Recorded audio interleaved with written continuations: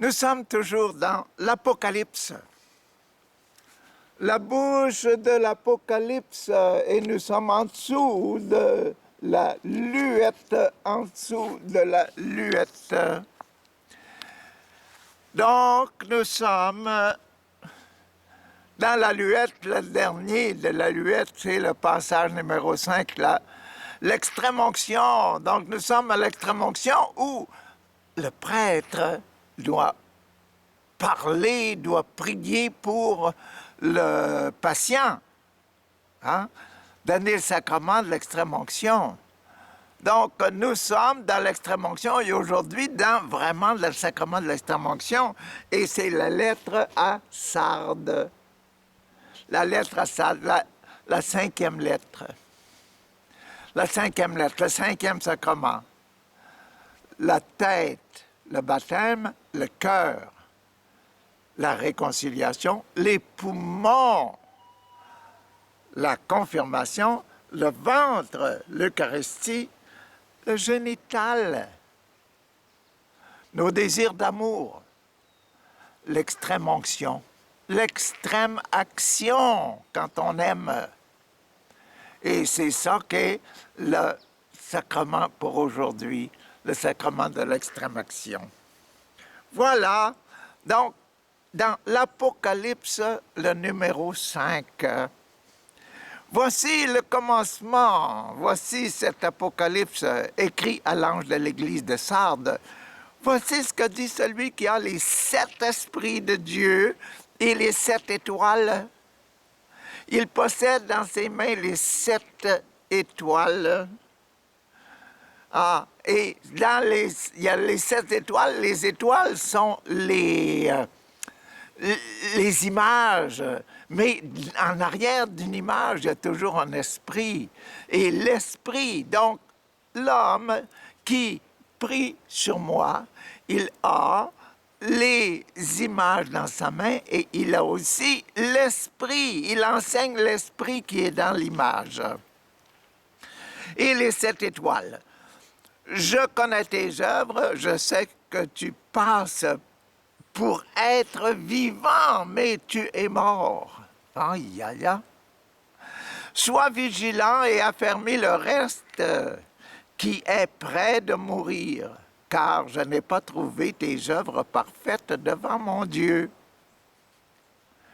Rappelle-toi donc comment tu as reçu et entendu et garde et repens-toi. Si tu ne veilles pas, je viendrai comme un voleur et tu ne sauras pas à quelle heure je viendrai sur toi. Sur toi. Cependant, tu as à Sardes quelques hommes qui n'ont pas souillé leurs vêtements. Ils marcheront avec moi en vêtements blancs parce qu'ils en sont dignes. Celui qui vaincra sera vêtu ainsi de vêtements blancs. Je n'effacerai point son nom du livre de vie et je confesserai son nom devant mon Père et devant les anges. Celui qui a des oreilles entend ce que l'Esprit dit aux églises.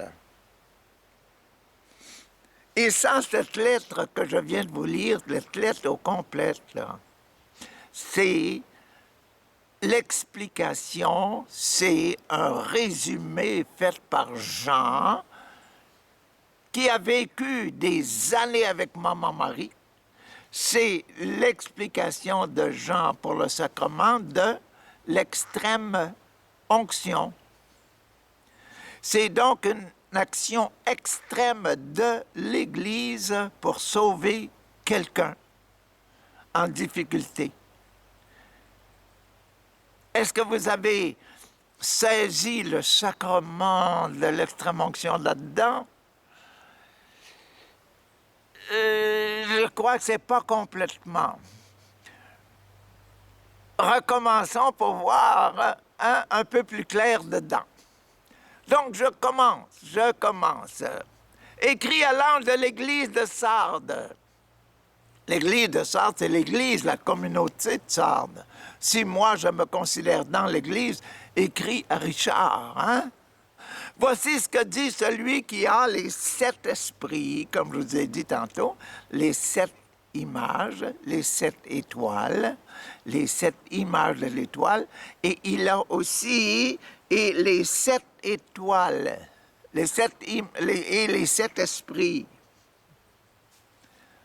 Les 7 esprits et les 7 images. Donc, il faut comprendre que le sacrement, c'est vraiment plus qu'un signe sensible, plus qu'un signe, plus qu'une étoile. C'est l'étoile et ce qui est dans l'esprit de l'étoile. Hein? Bon, ça, une action d'amour, là, quand on aime quelqu'un, on lui donne un bon bec. Hein? Le fait d'agir, ça donne l'esprit qui est dans l'admiration que l'on donne dans son cœur. OK? Donc, l'esprit, bon, il dit quoi? Pour le sacrement, pour le reconnaître, il dit, je connais tes œuvres. Je connais tes œuvres.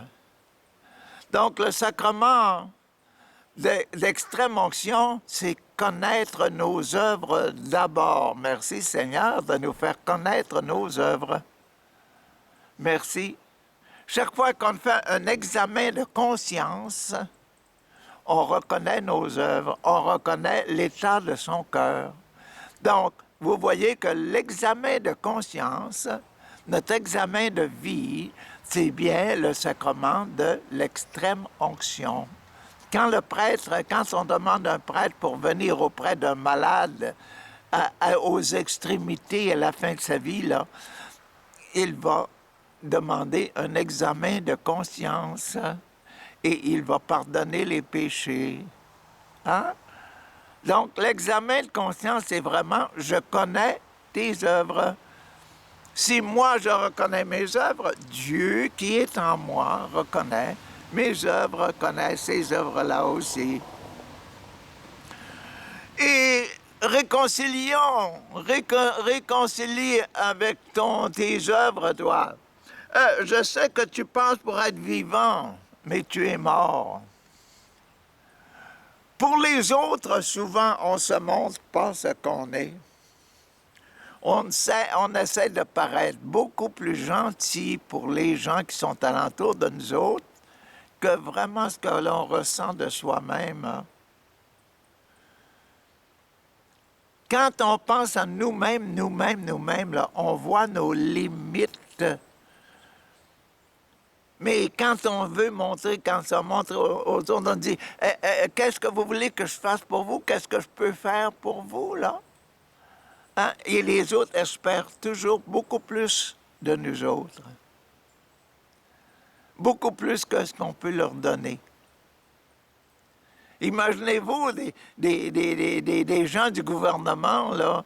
Les gens, quand on élit des gens du gouvernement, on espère beaucoup de ces gens-là hein, qui ont donné leur nom et qui veulent faire élire. Hein. Mais quand on est élu, là, on voit qu'on est limité, là. C'est pas tout le monde qui pense ce qu'on veut, puis comme nous autres, là, puis qui vont donner à notre paroisse, ou bien à notre région, ou bien à notre province, ce qu'on désire pour notre province. Nous autres, il faut faire quand même un examen de conscience avant de mourir. Et on demande au Seigneur, guéris-moi, s'il vous plaît. Et là, le prêtre va donner, je te pardonne tes péchés. Et voici l'Eucharistie. Tu vas prendre l'Eucharistie qui va t'aider à passer au ciel. Et réconforté par le pardon de nos péchés et la présence de Jésus, de l'Esprit de Jésus en nous, le petit morceau de pain, c'est pas seulement le petit morceau de pain qui est en nous, là. C'est l'esprit du morceau de pain. Je suis l'enfant de Dieu. Et cet esprit-là, je suis l'enfant de Dieu, c'est ça qui va nous amener au ciel. C'est pour ça que ceux qui se préparent pour mourir, là, hein, avec un prêtre, là, hein, avec le sacrement de réconciliation, ah, c'est se réconcilier avec « je suis l'enfant de papa, mon Dieu ». C'est comme le pauvre enfant là, qui revenait à son père. « Père, je ne suis pas digne que tu m'appelles ton enfant ». Mais le père dit hey, « viens, viens, viens ». Il demandait, il donnait les ordres pour qu'on l'habille vraiment comme un prince et puis qu'on célèbre la fête avec lui. Et c'est ça qu'est le sacrement de l'extrême-onction. C'est le retour de l'enfant prodigue. Le retour de l'enfant prodigue, ça devrait se passer pour chacun de nous. Je sais que tu passes pour être vivant, la réconciliation. Tu passes pour être vivant. Mais quand je gratte là, je gratte sur ton cœur, là, je m'aperçois que tu es mort. Ah, ça c'est la réconciliation. La confirmation maintenant. Sois vigilant, sois vigilant. Réveille-toi, hein? Prends conscience et affermis-toi, affermis le reste qui est en toi, là, qui est en train de mourir. Seigneur, je ne suis pas digne d'être appelé ton enfant. Raffermis ça. Non, tu es digne d'être un enfant de Dieu. Réveille-toi. Voyez-vous, le sacrement de l'extrême-onction, c'est ça. Le prêtre vient pour faire dire au patient, celui qui est en train de mourir, réveille-toi, là, tu es vraiment un enfant de Dieu. Dis-le. Accepte-le d'être un enfant de Dieu. Et tu vas voir, tu vas être bien reçu au ciel. Hein? Sois vigilant et affermis le reste qui est prêt de mourir, car je n'ai pas trouvé tes œuvres parfaites devant mon Dieu. Hein? Le père qui reçoit l'enfant prodigue, là, j'ai pas trouvé tes œuvres parfaites. Et l'enfant prodigue disait, Père, je ne mérite pas d'être appelé ton enfant avec tout ce que j'ai fait. Ah! Et c'est bien le sacrement de l'extrême-onction annoncé par l'Apocalypse. L'Apocalypse. L'Apocalypse dans les temps très, très durs, les temps qui sont proches de la mort, là, près d'aller au ciel. Là. Hein?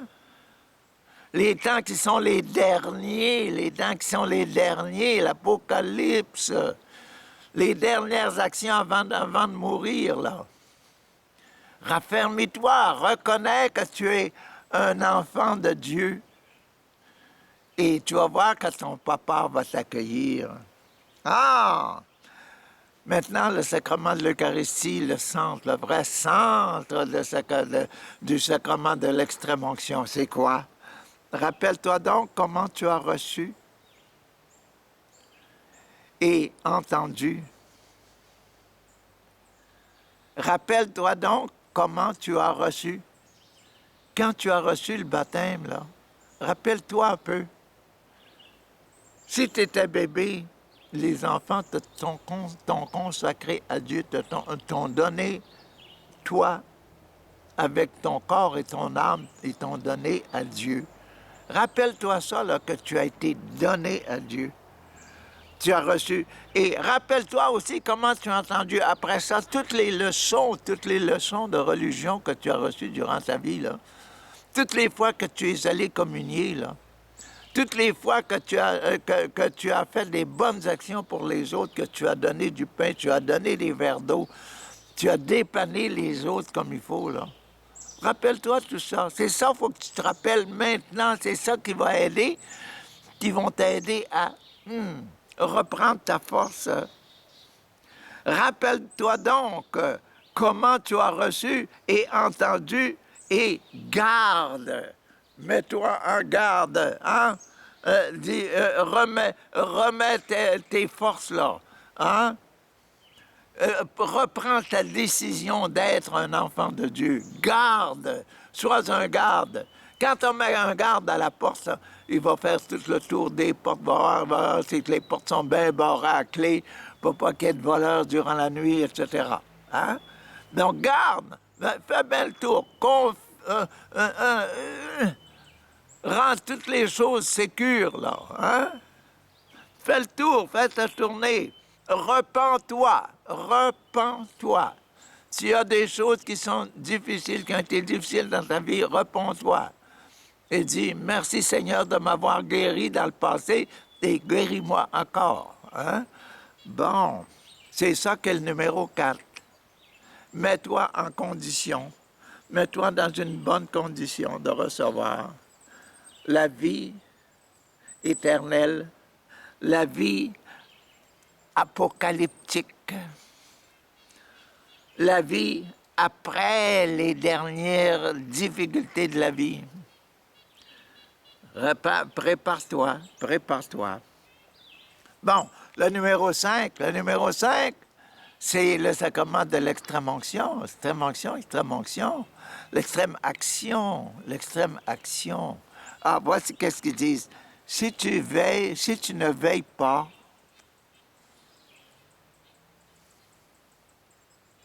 si tu te réveilles pas, puis tu ne veilles pas, si tu ne fais pas le tour de ta maison,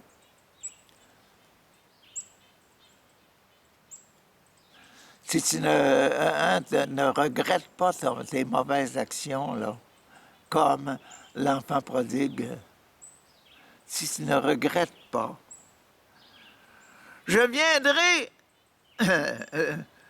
tu ne veilles pas, je viendrai comme un voleur et tu ne sauras pas à quelle heure je viendrai sur toi.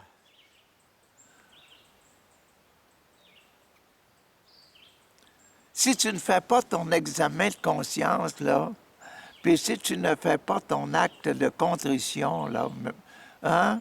Seigneur, j'ai péché contre le ciel et contre toi. Hein?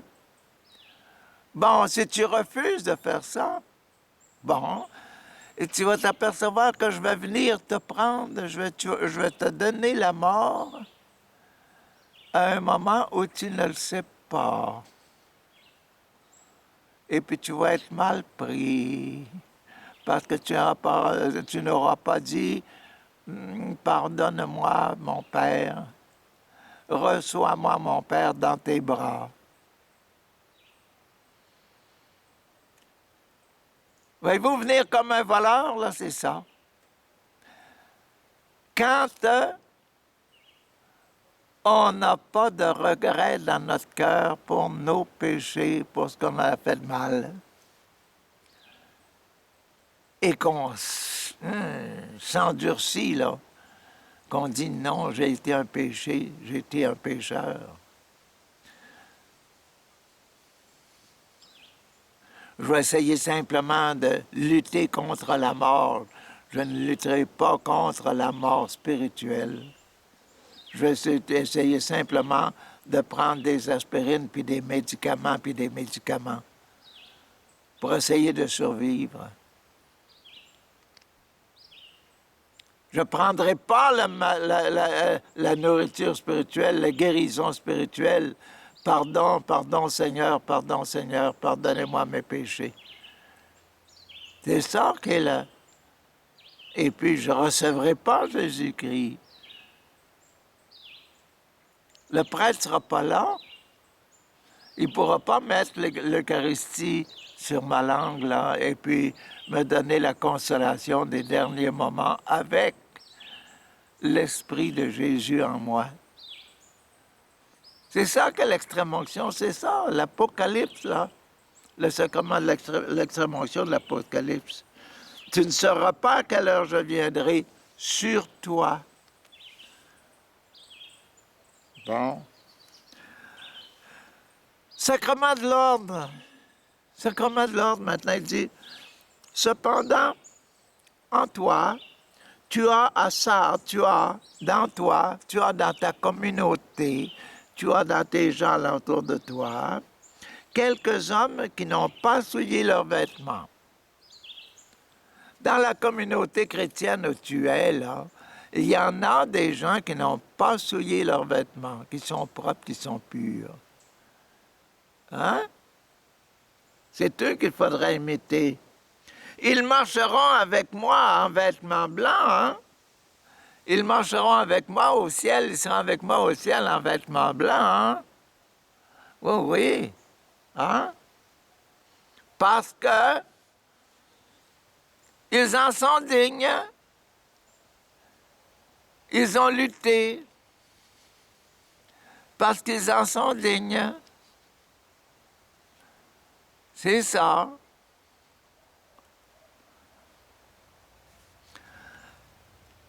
Le mariage maintenant, c'est ça le sacrement de l'ordre. Ils en sont dignes, ils ont mérité d'être des cœurs purs.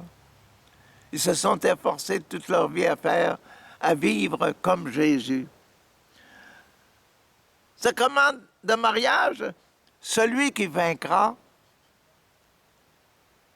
celui qui réalisera ça, là, hein, sera vêtu ainsi de vêtements blancs. Si toi, tu acceptes de faire ta réconciliation et acceptes de dire, papa, je ne mérite pas d'être appelé ton enfant, mais j'accepte que tu m'habilles comme ton enfant et que tu m'accueilles dans ton cœur, dans la famille des saints. Là. Hein?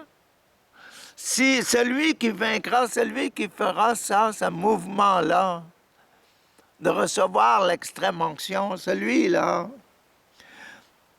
sera vêtu aussi de vêtements blancs. Je n'effacerai point son nom du livre de vie, il va rester dans le ciel. C'est Jésus qui parle, là. C'est Jésus qui met sa main sur mon épaule puis qui dit ça. Hein? Je confesserai son nom, je confesserai ton nom, Richard, devant mon Père. C'est Jésus qui parle. Je confesserai ton nom devant mon Père. Et devant ses anges, c'est Richard, c'est lui l'enfant maintenant, c'est lui que j'ai effacé les péchés. Voyez-vous la grâce qui est derrière le sacrement de l'extrême-onction, c'est ça, le pardon des péchés. Pensez plus à ces péchés-là, il est l'enfant de papa. Il est le fils de papa. Elle est la fille de papa.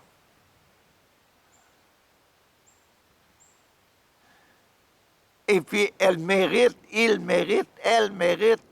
d'être avec nous au ciel pendant l'éternité.